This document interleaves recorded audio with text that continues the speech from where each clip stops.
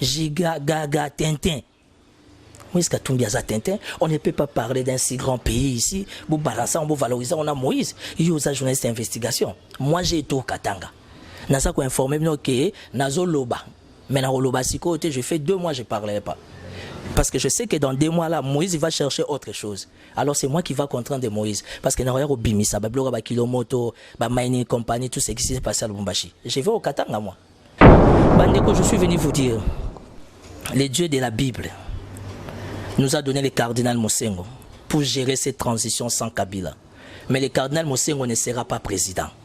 Il y a quelqu'un au sein de la classe politique congolaise, oh Nganabino Yebi, ni beauté ni éclat comme dit la Bible, c'est lui qui va conduire cette grande nation au beau port, comme ça on a destination. Donc on a Kamere, Félix, Moïse, il faut qu'on sache moi Kokanga. C'est dans les oubliettes, papa. Parlons peu mais parlons bien.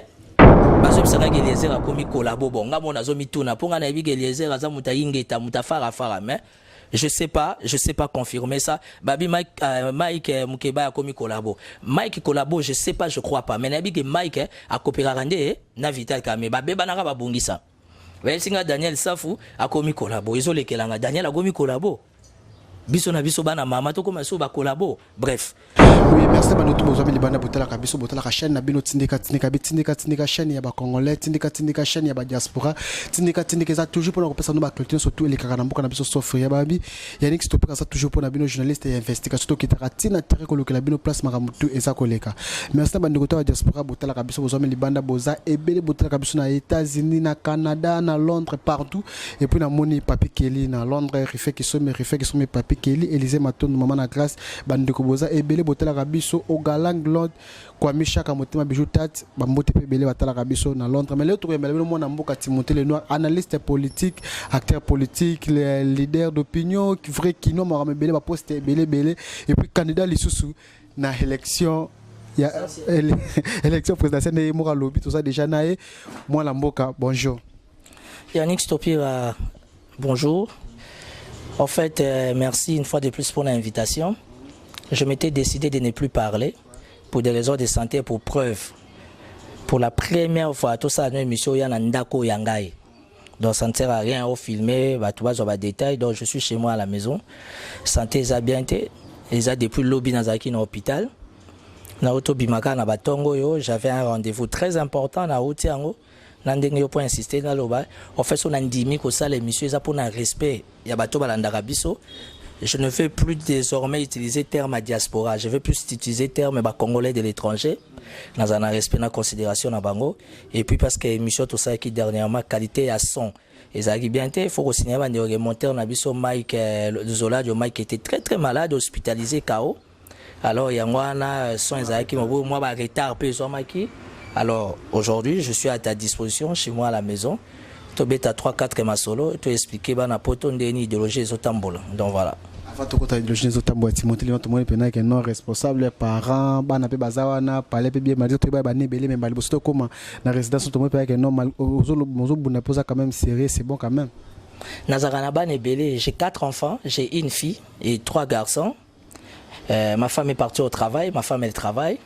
À part ça, nazana ba nièce na ba neveu yoyebi ba solidarité africaine tozana choité photo ba koboko la pe bana bandeko kaka ndenge zalaga au moins ba grand garçon ba grande fille bazana à disposition na ngai. C'est pour dire que quand j'ai fait la politique na sala rango pour na sentiment et pour na blablabla. Les gens doivent comprendre que ngana za opportuniste était. Les gens doivent comprendre que ngana za muta ba fan club té. Les gens doivent comprendre que je fantasme. Mais je suis politique, j'ai un idéal, j'ai fait mes analyses. Et parce que je pense et je trouve que le pays va trop mal. Il faut aider la nation.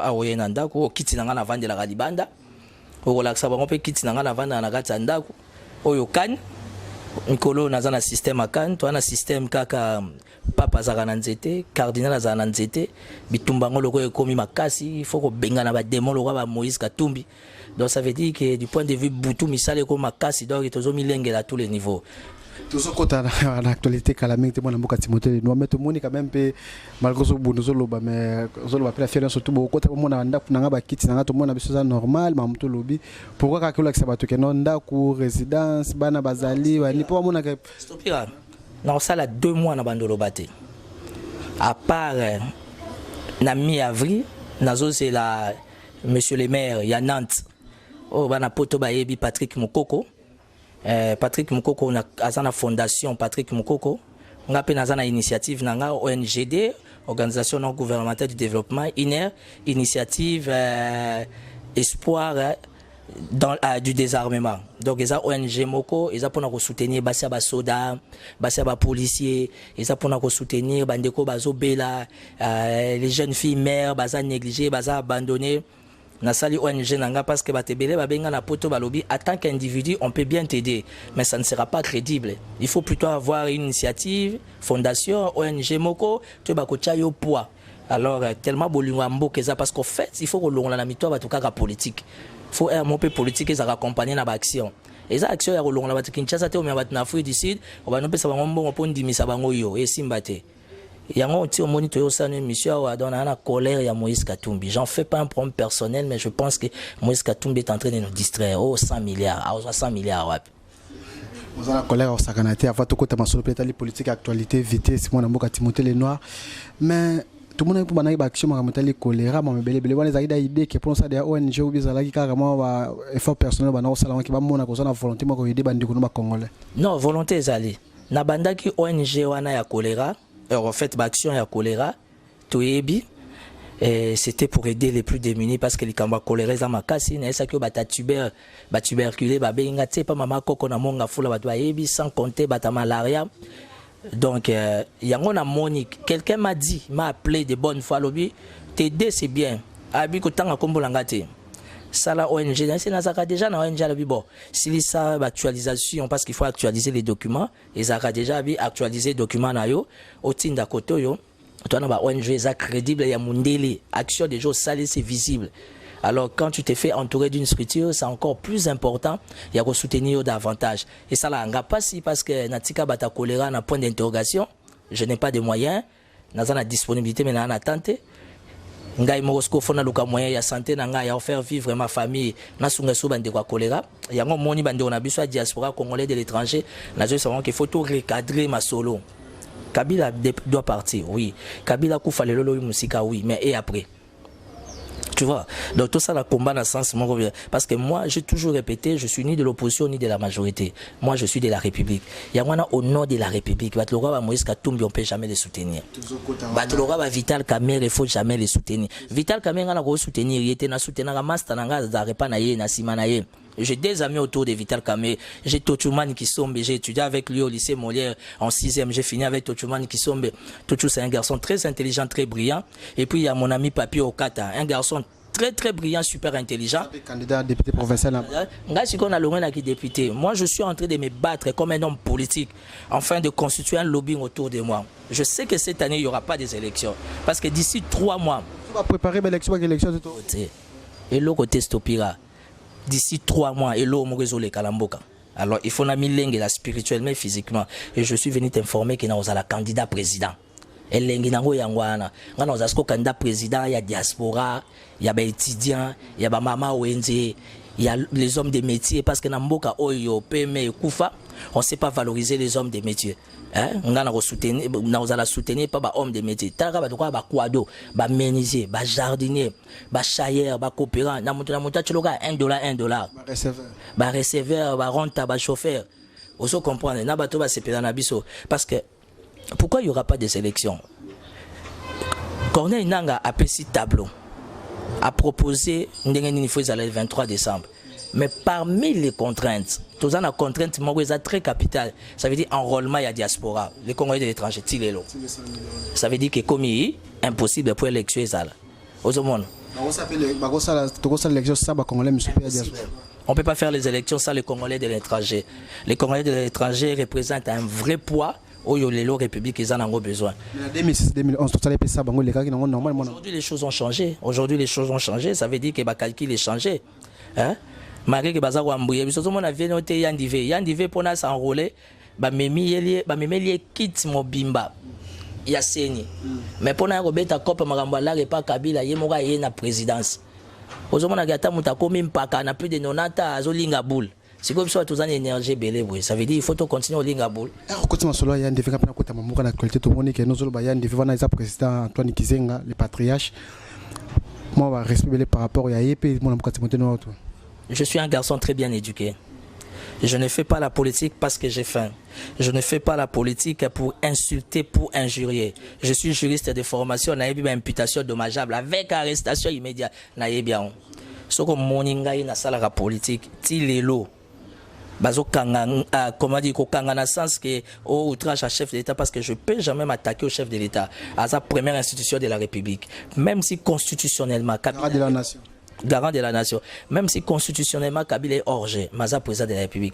Il y a un divé, je le respecte, attaque papa moko ya kala, abunda bitumba moko zanga makolona maboko, ti lelo toye bagaete, je le respecte comme je respecte Rifin Kisombe, je respecte Papi Kelly, je respecte papa nanga Dabombole, je respecte tout le monde. Donc ba respect na bino bozo memelango na ndenga gindoki okenga moko champion opumba na butu. Owe batnet ba yandive et si basili. Ba yandive si basili, il faut ba vanda. On comprend. Aujourd'hui, il faut rajeunir la classe politique. La classe politique n'a pas besoin de tous ces gens qui entourent Moïse Katumbi. Parce que tous ces gens qui entourent Moïse Katumbi, Baka Ndemo na bata PPRD, Baka Ndemo na bata G7, association, il y a Bandoki Abutu, il y a franc-maçon. Je n'ai rien contre la franc-maçonnerie.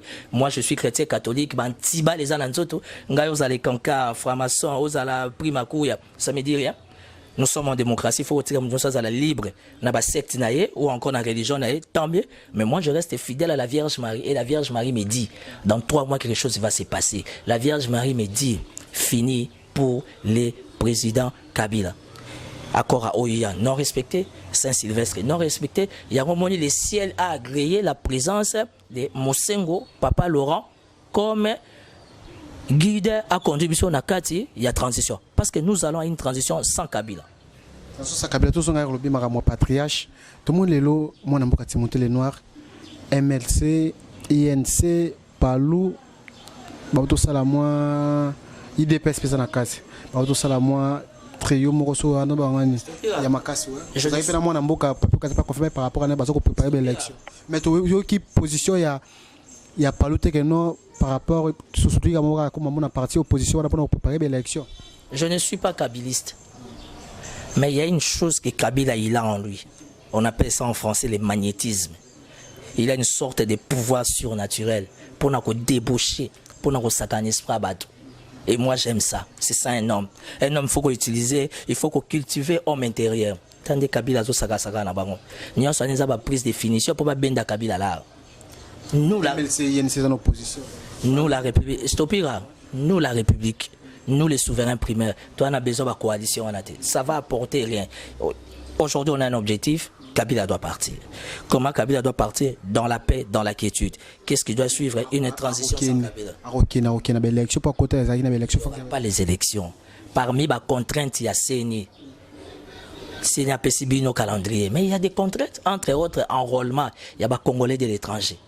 Et je suis convaincu que dans tous les 4 coins, il y a la République. Et dans les coins, il y a enrôlement salamité. Bref, machine à voter, ça pose déjà problème. Donc, il ne faut pas chercher quelque chose de son contraire. Il ne faut pas faire ce que disait le maréchal Mobutu, le Méli Melo. Il n'y aura pas des élections.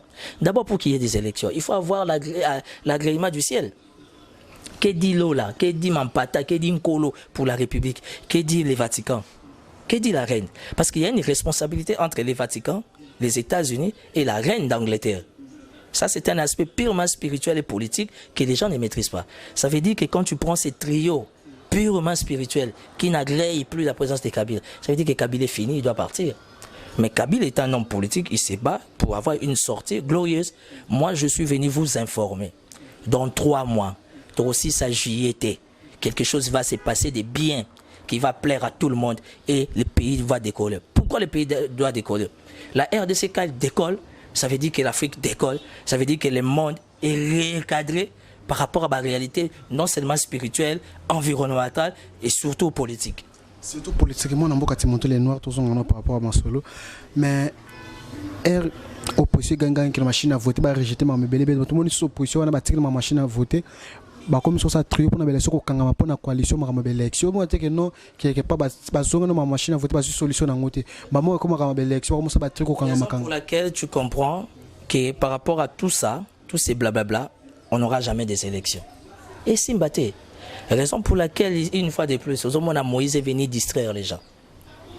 Au moins Moïse a distraire Batou. Mais moi, est-ce que tout le monde qui malgré bien côté pour nous sortir la président, moi est-ce que tout le monde qui va moi la mboka ba Daniel Saf na Afrique ici ba Peter Chan ba Kenda qui ba te nanda kwa Daniel Saf. Na outé pas Daniel. Pour na yebisser de vive voix que je suis déçu dans comportement naé. Je viens de chez Daniel. Daniel et moi, il y a pas de tabou. Moïse Katumbi sera bien ici Batou. Moïse Katumbi n'est pas Dieu. Moïse Katumbi ne sait pas ce qu'il veut. Moïse Katumbi giga Tintin. Moïse Katumbi a Tintin. On ne peut pas parler d'un si grand pays ici. Vous balancez, on vous valorisez, on a Moïse. Il y a aux journalistes d'investigation. Moi, j'ai été au Katanga. Nasa ko informé que Nazo Loba. Mais dans Loba Siko, je fais 2 mois, je ne parlerai pas.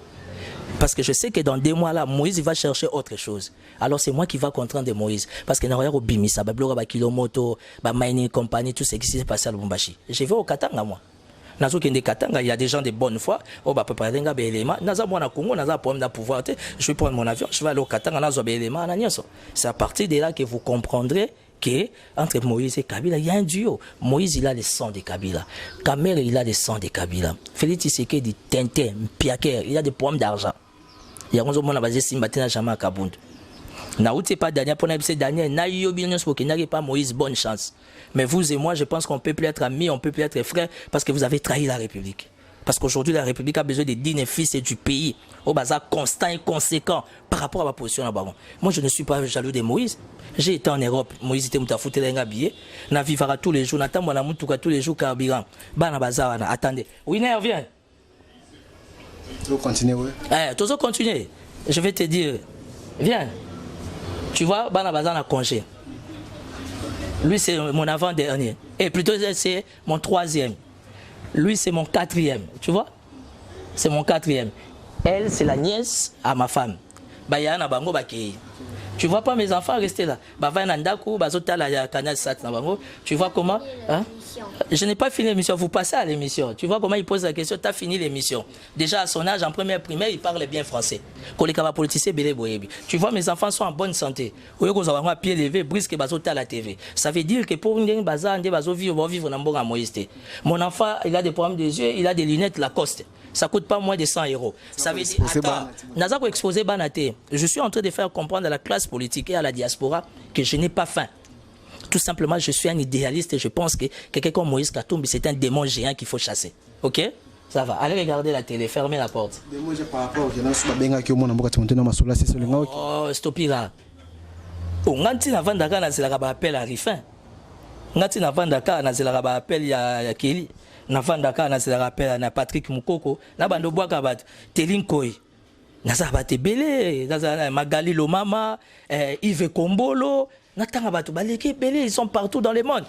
Mon conseiller Azawana nani Define Domolo, madame Tania Weli na ngai Ngaka.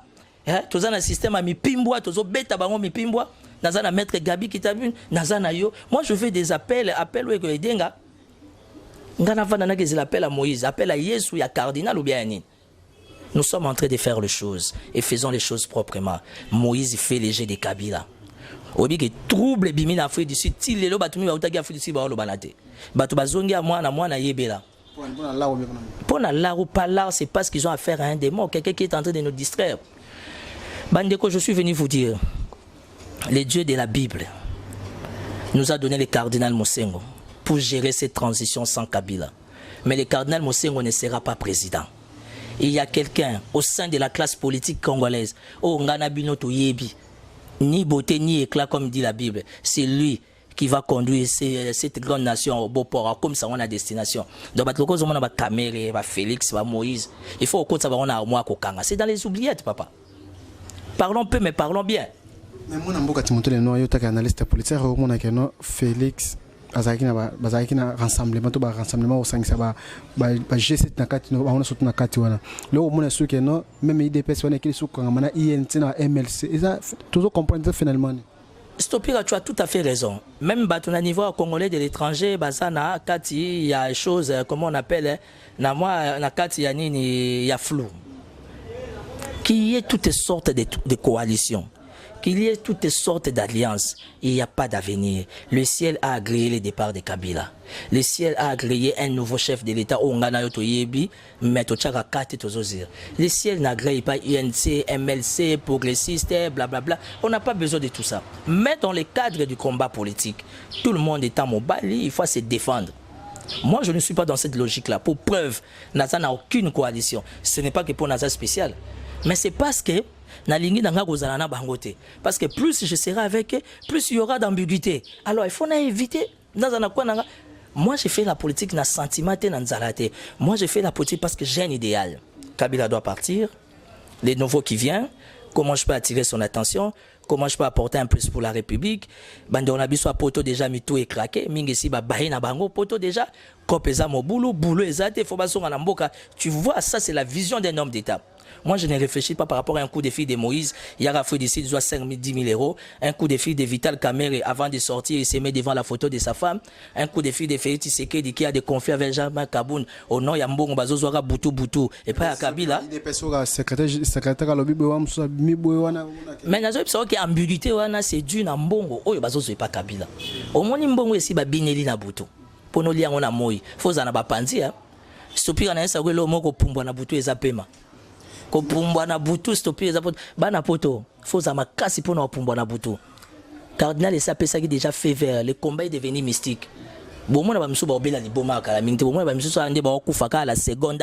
Pourquoi? Parce que bazo kota na territoire moko o yoka ande ba lobaka film enfant non admis. Ce pays nous appartient. Les pays passent des moments difficiles. Au moins ba imaginer ba kufi na Beni. Au moins ba imaginer ba kufi na Ituri. Que dit le gouvernement? Que dit Tchibala? Que dit Kabila? Il n'a pas la tête à ça. Le chef de l'État, il a la tête ailleurs. Va promener un SADC, va promener avec les pays alliés. Comment arranger ça? C'est ça un homme. Il se bat pour sa propre survie. Il y a un petit Kamerhe le soir comme président. Parlons bien. Kamerhe, on met M. Loni Asika. C'est quoi l'entourage de Kamerhe? Que des jouisseurs. L'Assemblée nationale c'était à l'époque quand il était sain.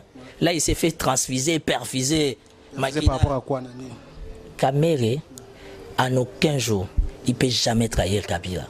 C'est un problème de lien, un problème de sang, c'est un problème spirituel. C'est ça. Mais quand on dit que MLC, c'est comme si le MLC président a empêché la candidat présidentialité, il dépêche peut-être Vital Kamerhe. Vital Kamerhe, les MLC a jamais Vital Kamerhe, ni l'UDPS. Au moins, ils sont dirigés par parti ou un la ligne qui utilise le terme Moussouté, ça va frustrer les gens. MLC, INC, IDPS, PPRD, dans un bon lingala, Mikata Saché Mogo, intérêt peuple Zanine. Stopira, parlons en termes de l'intérêt général, l'intérêt commun. Quel est l'intérêt du peuple? Tala Kinshasa Ndingeza. Banani Bakaba Nini, ville à Kinshasa. C'est les MLC. Les MLC, c'est mon sang. Mais soyons réalistes. Vous avez travaillé à Bango? J'ai beaucoup fait pour les MLC. Pour la MLC, combien? Quand j'étais secrétaire de Daniel Botet, c'était au nom du MLC. Au moins, la MLC bêta sous les solos à Liwa Botet. Jamais. Et si il y a MLC bêta les solos, il y a Liwa, il y a Gangale, député Bandal. Jamais. C'est quoi? Où allons-nous? Mais si vous avant malgré aux critiques aux indépendants, aux analystes, c'est comme si au tamboli pétro n'a pas parti bello tamboli pétro ba mona opé mo za pire tout temps comme ministre na biso moko ya transport za peu proche na petit na tout qui est honorable za baba c'est tout son aboué chaque toilette aux kota kota partout c'est comme si on les a masolo politique za masolo privé kota kota. Comment on appelle la vie d'un homme politique? Parce qu'on commence d'abord par être un homme politique, après on devient un homme d'État. Moi j'ai le sang des hommes d'État. Il a fallu dans les Kapembe dans Makila pour Bombi Kombo. On a eu la sortie officielle, il y a ATD à José Makila. Il vient Bimana, il y a un grand. Et pas la biso, yo yebi beaucoup la gautiga beaucoup la faut respect ça. Na Tchavie Pembe. J'ai discuté avec Kamerhe une fois. Je comprenais que tout autant Mwanzela Morote. J'ai travaillé avec les MLC. Germain Kambing et moi, nous sommes battus pour la communication du MLC. Qu'est-ce que Mbonzi Ambonzi est devenu? Aujourd'hui, le MLC est incapable de récompenser Mbonzi Ambonzi. Quand il y a des grandes décisions, à l'écart, qui ne sait pas que Mbonzi Ambonzi c'est beaucoup à exposer pour le MLC. Donc, bref, aujourd'hui, le combat a atteint un niveau spirituel très élevé. On n'a plus besoin, il y a obédience ou il y a tendance ou encore il y a parti politique. Je ne suis plus dans la vision. Aujourd'hui, Timothée Lenoir a grandi. Je ne suis pas parfait, mais je suis Timothée Lenoir efficace. Analyste socio-politico-religieux. Je vois les choses autrement. Porte-parole, il y a site Marianne Nzete et Kaoka. Makamuzo le Kalelo, na loba en 2015. Ça veut dire que Nazan a trop d'avance. On a trop d'avance, il y a qui le sauté. Mais on a trop d'avance, il y a maîtriser ma camp. Et raison pour laquelle on a mis lengue, on a mis batte, là pour na oya zoa ko kambamboka, on en a besoin de tinga. Je suis venu vous informer. D'ici juin, quelque chose va se passer dans ces pays. Je suis venu vous informer. Qu'il pleuve, qu'il neige, il n'y a pas de tabou. Président Kabila, il part. Je suis venu vous informer. Moïse Katumbi ne sera jamais président du Congo. Il n'est pas agréé par le ciel. Vital Kamerhe est en train de lever debout devant la photo de sa femme. Il ne sera jamais président. Félix Tshisekedi, sapé comme jamais, comme maître Gims. Il va rester dans ces conflits à Mbongo, on n'a jamais Kaboun. Personne ne sera président. Même tous ces choses, on a les réseaux sociaux, candidat président sont en train de rêver. Le ciel a agréé quelqu'un. Oh, il y a eu déjà bénédiction à Vatican. Il y a eu bénédiction aux États-Unis. Il y a eu bénédiction à la reine. Parce que tout beau, ça n'a détail. On vient de me révéler quelque chose. Que la reine d'Angleterre a un mot à dire par rapport à ces grands combats. Et puis pour ton information. Tigara, wa blob sa bloka olobate photo za mona ba limite pe pona to yebika to sala malgozo bunda mozapeka na kati ya Kinshasa awa Timothée Lenoir tomo ki na suka poto shidina par rapport à entretien na biso. Ele ono sa ba pour image zo sala ba émission ma moto zo loba awa o eza YouTube internet c'est que la archive a libéré la vie de mon bimba après un moment tout le monde Timothée Lenoir bourgmestre monsieur ya bandali ya ngalema on changer langage par rapport à ça peut bien changer ne connaît pas comment le centriste to bimba kamana ko loba stopera soko moni mutakomi centriste eza le roi mwana bungi nzela enfant prodigue azoluka zonga en Afrique. Particulièrement au Congo, le centrisme n'existe jamais. So moi mutakomi centriste c'est kaza qui na poste balongolier mia et comme betaye alingi bula sauter pivot a créé cop centriste. Il y a une différence entre être centriste et de la République.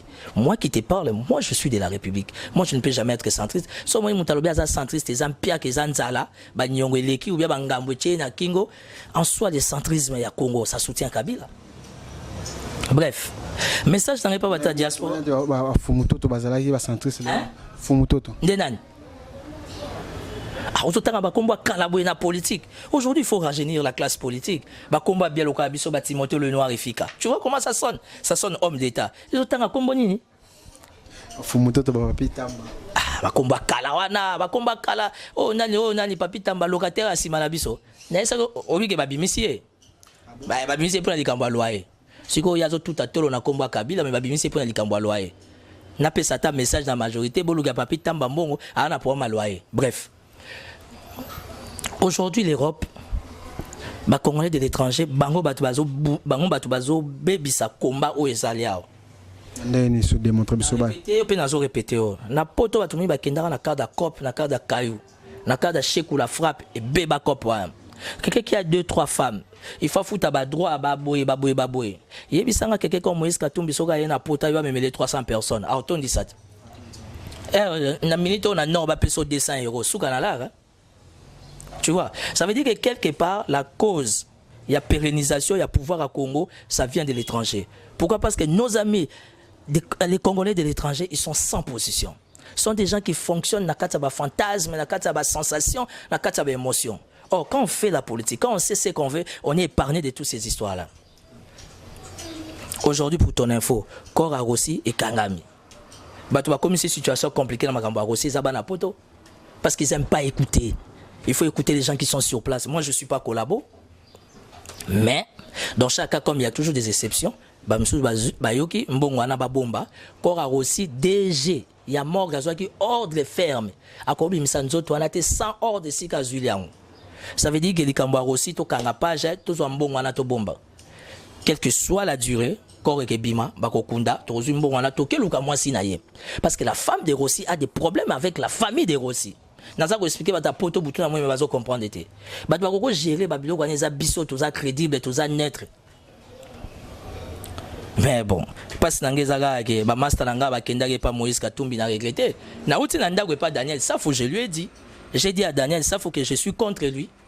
Nazo luka Mike nazo mona été, nazo luka Peter Tien nazo mona été, mutu nanga ndeko Eliezer na PC Mbote.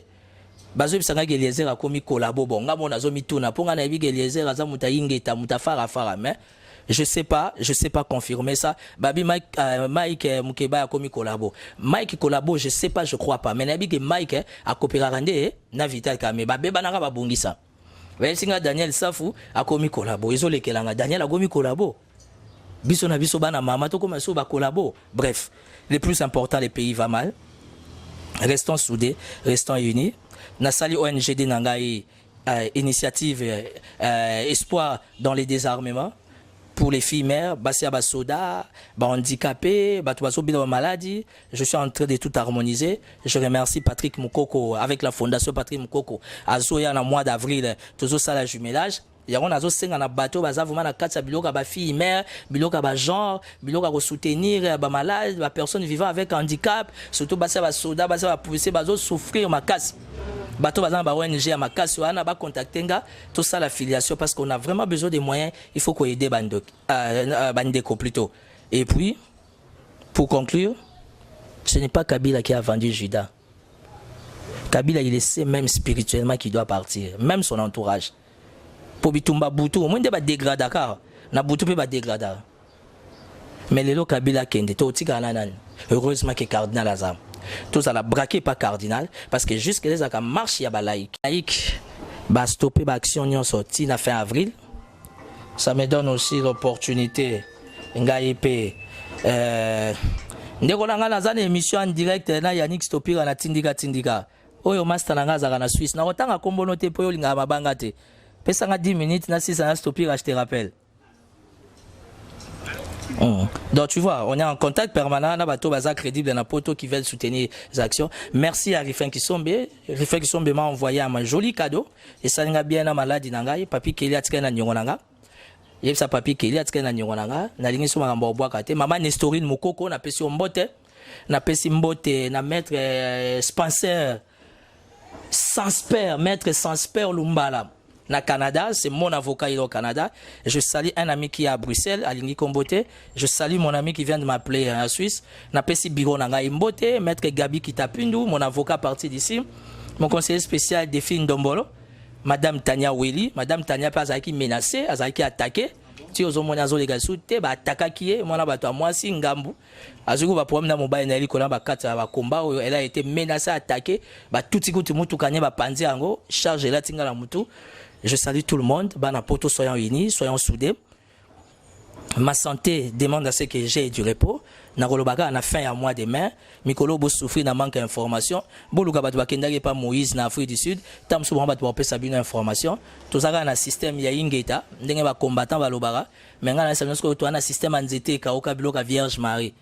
Donc on est ensemble, stopira. Longue vie na tindika. Ba nga balingate. Les fins qui sont leaders. Mon ami, merci pour tout. N'invite son à bosser mais on est ensemble. Merci beaucoup de Botala qui toujours tindika dans les bons. Merci à tonton Diafro Bokofo, monsieur le maire de Lille. Merci à tantine Madame Mundeke. Merci à Mima Wetu na Londres. Mima Wetu Bila Dinganga et puis tantine Nathalie Mundeke et puis à tout à la biso. Na Irlande Banduk Boza et Beli Botala tindika Eva Chibang en Afrique du Sud pena achaka biso poa collection ga manager. Et puis, demi qui est là dans Maroc, Bandeko s'abonner toujours à Tindika Télé, Koito, Sanité, Alain Malombi, Malade de Londres, les champions. Moi, les Bandeko, Obachaka, Bissopon de Gomora Benga, Bikeno, et Timothée, le nom de moi, Benga Singa, Yannick Stopé, mission politique, Osoboa, Batou, on habite là, Batouachaka, Bissopoa, qui non pour tout tourner, c'est un condition. Émission politique, Osoboa, Batou, parce qu'il y a quand même des gens qui croient à notre combat qui nous soutiennent. Et là, les autres, Bandeko, Poto, leçon et l'équipe trop. Hein? Europésa makako esa komeli na kati ya zamba leçon akoyo côté po ayebinde ni bakima lion ayebinde ni bakima éléphant bata poto balingi ba leçon ming elengi nango ça c'est ma particularité. Timothée Lenoir a sala émission politique à boka kabatu nazo tanga kombo petit nanga de pana mantsawaka azalia nazo boka na Patrick Kitoko Aïcha Okoko, la plus belle fille de la presse na kati makambo internet, ba kombo ezebele, Magali lo mama, mama Antinde, il faut calmer nga, il faut na boire commanda Bellone au petit na yo Timothée Lenoir, Paulette Kimuntu, ma très chère félicitations, mon ami Youssef Mayeng les branchés. Je salue un héritier crédible en République démocratique du Congo, en la personne de Serge Bingoto, Mandoko Elonga, papa Tika Biloko, Tilelo Biloko Angwezobota. Donc, Doudou Bachala, je t'aime beaucoup. Ma grande sœur, maman Fifi Bachala, je vous salue. Badoualeke Bele, quoi. La semaine, papa Nangaï Moko, 3 fois saint. 3 fois saint, 3 fois prêtre. Mon papa que j'aime beaucoup, qui ne cesse de m'aider. Aïe, ça a les noirs, il faut que ça, la politique, n'a pas à faire. Ça, va faire, te, va sombo na moins cher. Les lots basombi va venir abuser belé équateur na moins cher. Heureusement Ada Bombo les basomba été. Ada Bombo les intolé mon papa, toutes les bonnes choses, on est ensemble. Bana poto, vous supportez ma bangeza idéologie à suivre. Merci beaucoup na surtout vous abonner toujours tineka numéro eza affiché wana président Sarkozy na pesa ba mbote be atala ki pe biso et puis bandeko boza ebele botala tineka toujours avec Yannick Stopira na moni Eva Chibango bandeko boza ebele numéro eza affiché wana c'est que comme appelle États-Unis na pesa mbote na ndeko moka benga partir États-Unis abia ko pesa ko mbote balinga tala ka pe biso trop na pesa ba mbote ebele bo s'abonner toujours na tiki bino na balasima ciao.